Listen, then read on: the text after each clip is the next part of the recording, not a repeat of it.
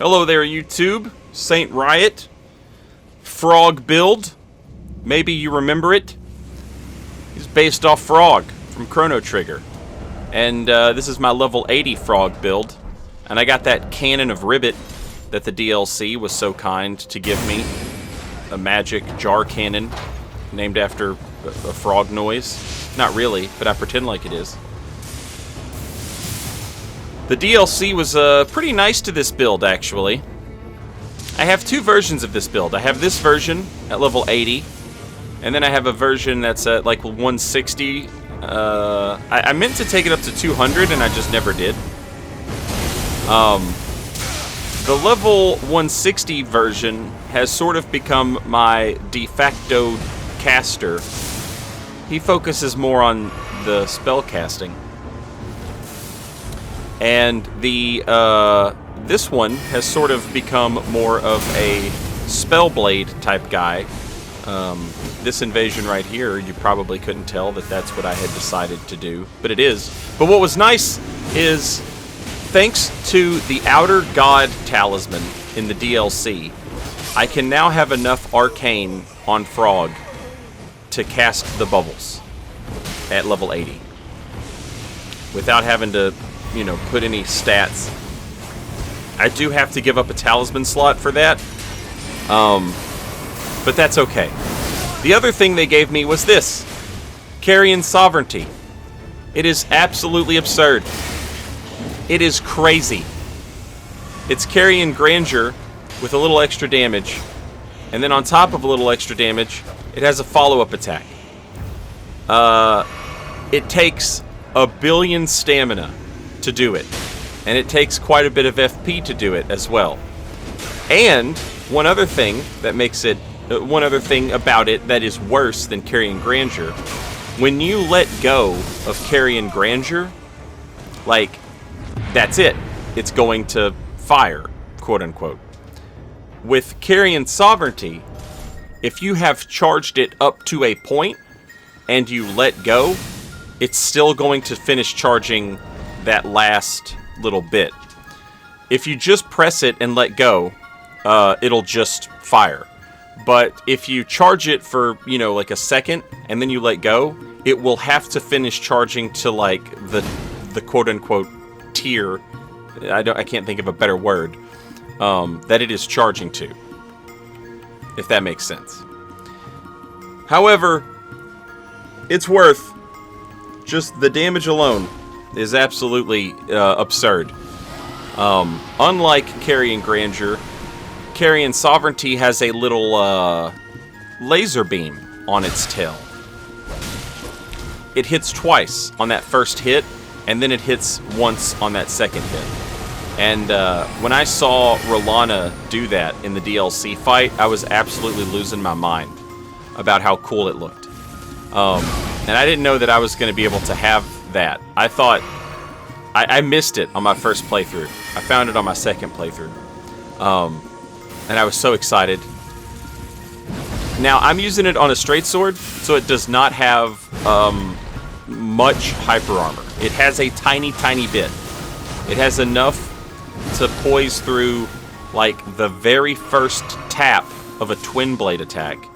And it has enough, I think, to poise through the first tap of, like, dual-wielded katanas. Right? Unlike other dual-wield weapons, power-stanced weapons, the katanas hit one at a time, as opposed to at the same time. And it can poise through, like, that first tap. Look at this. The twofer. The 2-for-1. But yeah, on the end of Carian Sovereignty, there's like a little bit of a laser beam. You can never get your camera out far enough to see it, but you can look at it if you go to a room that has like boxes or like destructible stuff in the room.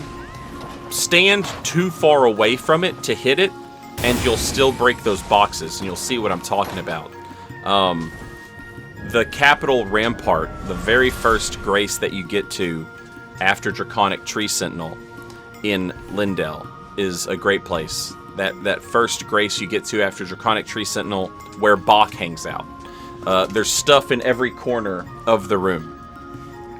And you can stand far enough away where you're not going to hit with Carian Sovereignty, and you'll see that you still break those boxes. Carian Grandeur is, of course, one of those skills that, you probably looked at it, and, Carian Grandeur, Carian Sovereignty, you probably looked at those skills and thought to yourself, no one will ever get hit by this. And then if you play with it, you will surprise yourself how often people, in fact, do get hit with it. And Carian Sovereignty even has, like, a whole new gimmick to hitting people. You can whiff that first hit and then hit the second.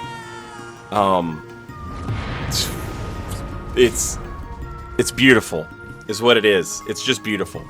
Carian Grandeur. I hit it as you saw in that second clip there.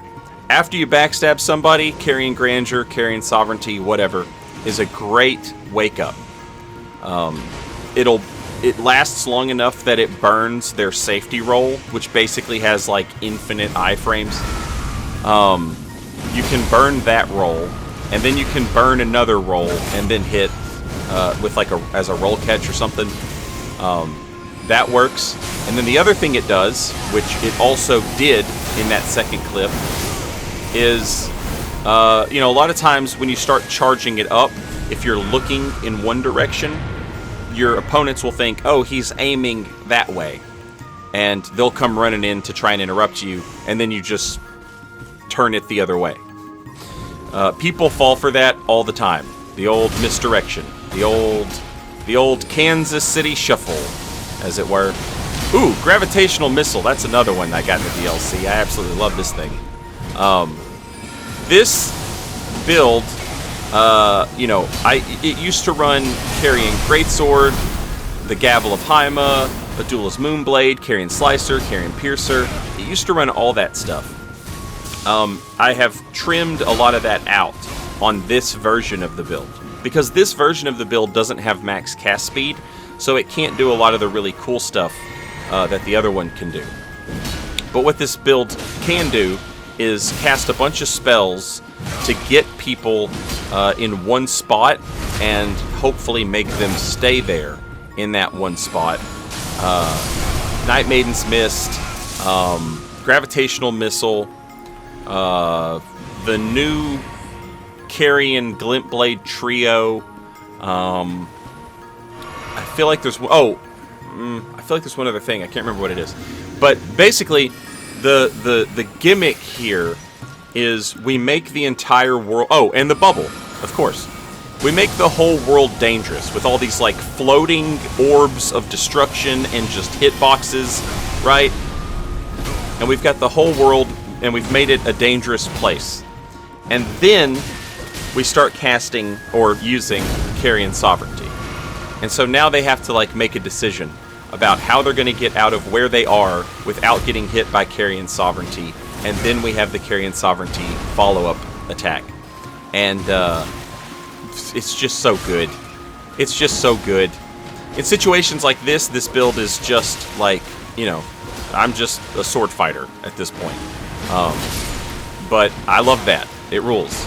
So I'm cool with that. And then we can use the spells in situations where, it's appropriate to use the spells. Carian Sovereignty is like a roll catch on a guy that is going to panic roll away. That's fantastic. Carian Sovereignty, if you can space it on somebody using Waterfowl Dance, also beautiful. And keep in mind, I was talking about Hyper Armor earlier. On a straight sword, no Hyper Armor on Carian Sovereignty, or very, very little. But on a great sword, this thing gets Hyper Armor, and quite a good amount of Hyper Armor. I believe it's equal to the same amount of Hyper Armor you get during a charged heavy attack. So, like, if you've ever done, like, a charged Claymore R2 heavy attack, you know how much Hyper Armor you're getting there. You're getting that same amount with Carian Grandeur and Carian Sovereignty, if I'm not mistaken. Again, one of those moves that, like, people will look at it and be like, you'll never hit anybody with this. And then if you go and you invade with it and you actually try to hit people with it, you will see that you hit people with it a lot more than you expect, because you expect 0. And now you're hitting it every other invasion. And that's like 500% more than you thought you would hit with it, which is crazy. Here you go. Night Maiden's Mist. Gravitational Missile. And now when our opponent is trying to navigate this hellhole...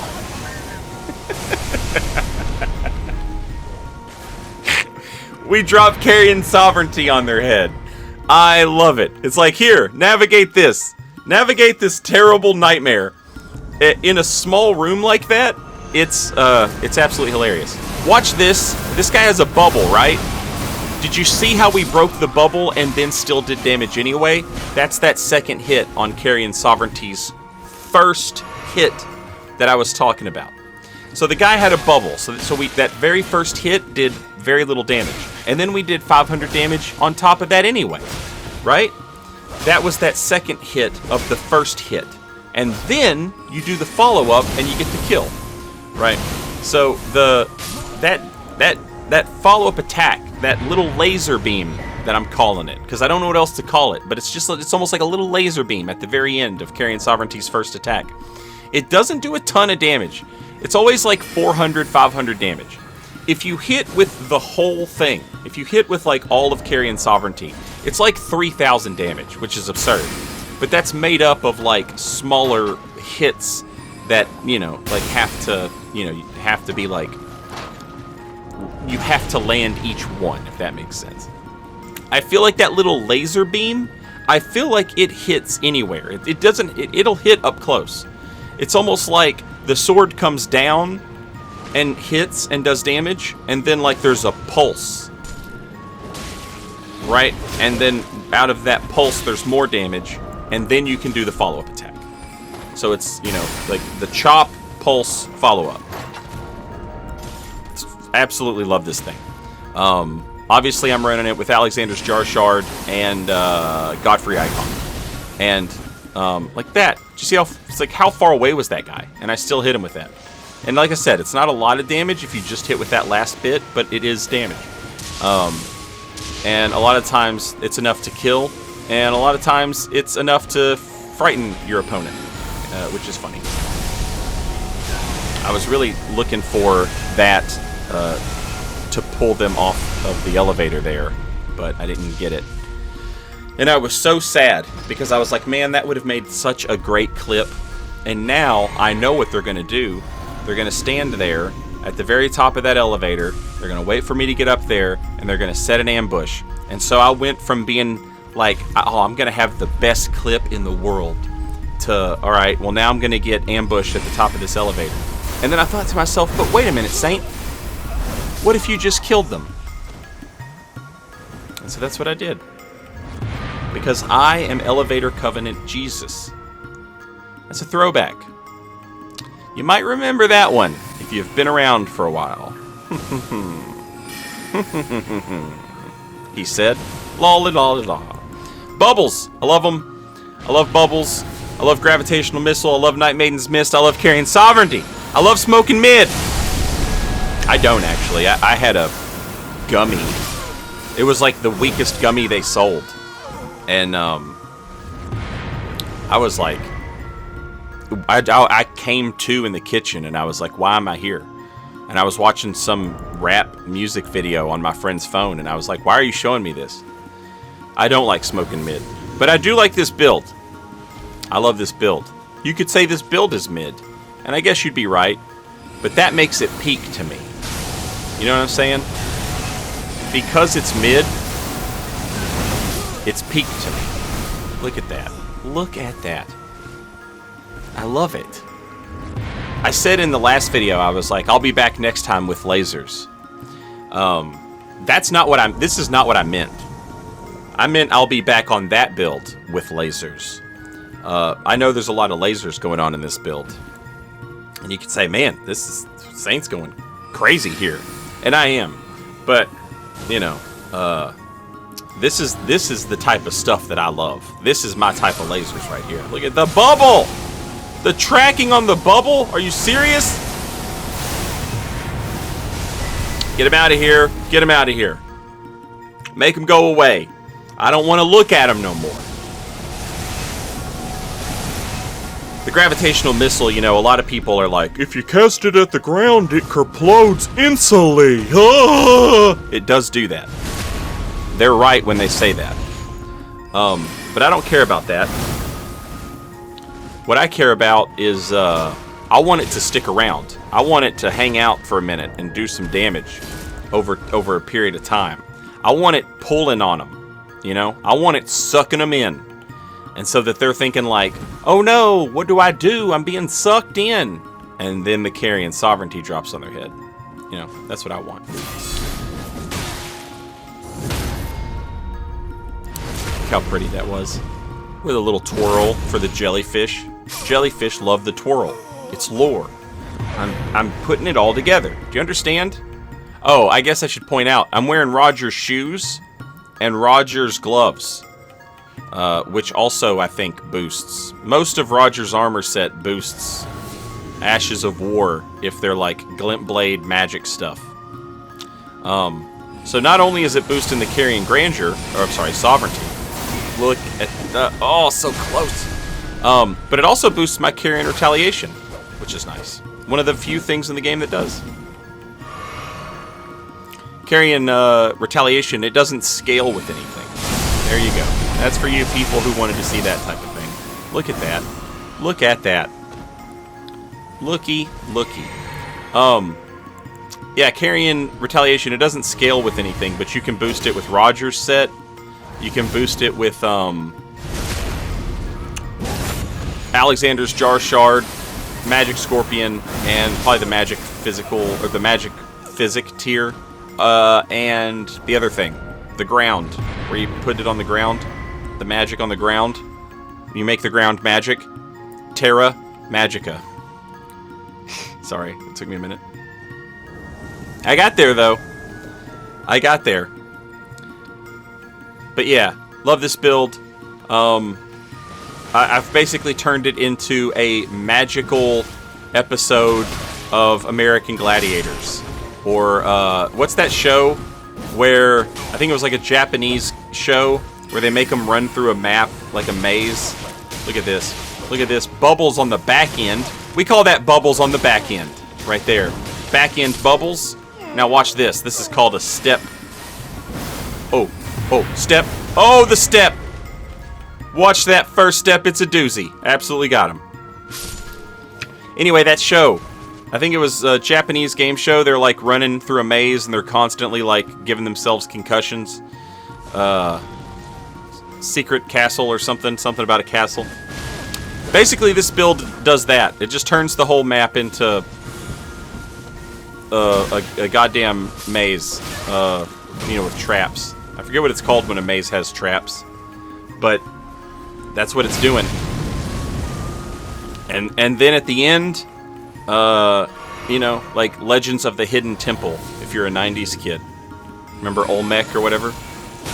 Instead of a little guy coming out and grabbing you and trying to hug you, and that's how you lose the game. The creepers. You lose the game when you get hit by Carian Sovereignty.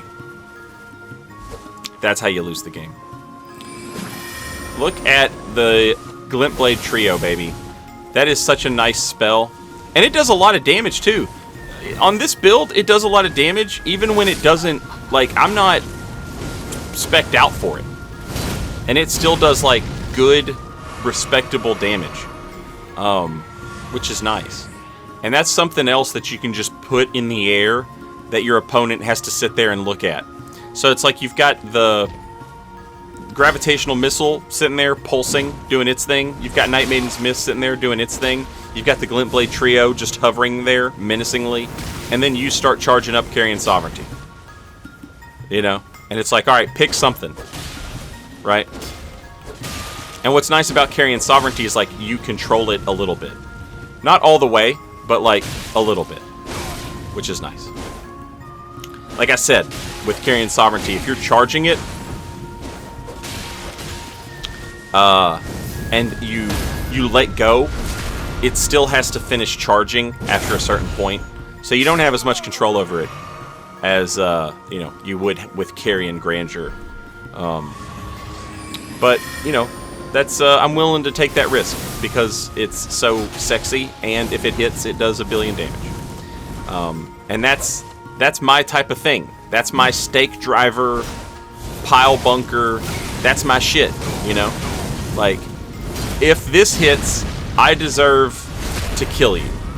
You know, and I love that type of thing in Elden. That guy survived it. I think, did he have the tier, the physic, where he gets to survive one near-death blow? Maybe? Because that did a bunch of damage. I don't know how he survived that. I guess maybe he just, you know, he's got a rune arc. He's probably leveled his vigor quite a bit. He looks like one of those people who's like, he's too competent to be a ganker, but he's not good enough to deal with 2 opponents, right? He's one of those guys. You know, like, you know how they are. Right? Like, look, just, you know, open up your books to page 1 and just read. Because that's what I do. I put on my reading glasses, I look at my opponent, and I just read them. I say, once upon a time, the end. Because that's all there is to the story. Once upon a time, the end. You know, that's how I roll against these people, and that's what they deserve. That's what they deserve. I'm not invading because hosts deserve it. I'm invading because blues deserve it. This man is he's got the mesmer spear, you know, and like, my God, that thing is annoying as hell. It's 1 million hitboxes all the time for free. With the most annoying follow-up attack. Like, if there's any latency at all, that follow-up attack has the most lingering-ass hitbox you've ever seen. Uh-oh. Guess who pressed attack out of hit stun? You did. Good game to my co-invader there. Cool-looking build. You know, nice armor on Rude Ludo. That's good stuff. It's good stuff. Love to see that. Look at this. Look, I was talking about American Gladiators. Check this out. Man, my name's Turbo. My name's Nitro. Look at this. Look at this. What you gonna do? What you gonna do?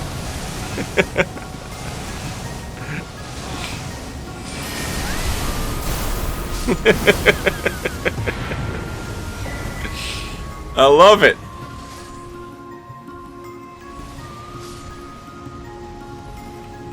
That's the good stuff right there, you know?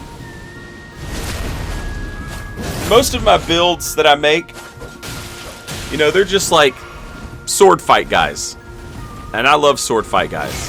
Very rarely do I have a build that is capable of doing these types of shenanigans. And I could never be one of those invaders who just does shenanigans all the time. You know? But to hit some shenanigans every once in a while, man, that feels good. It feels good to get a shenanigan in every now and then.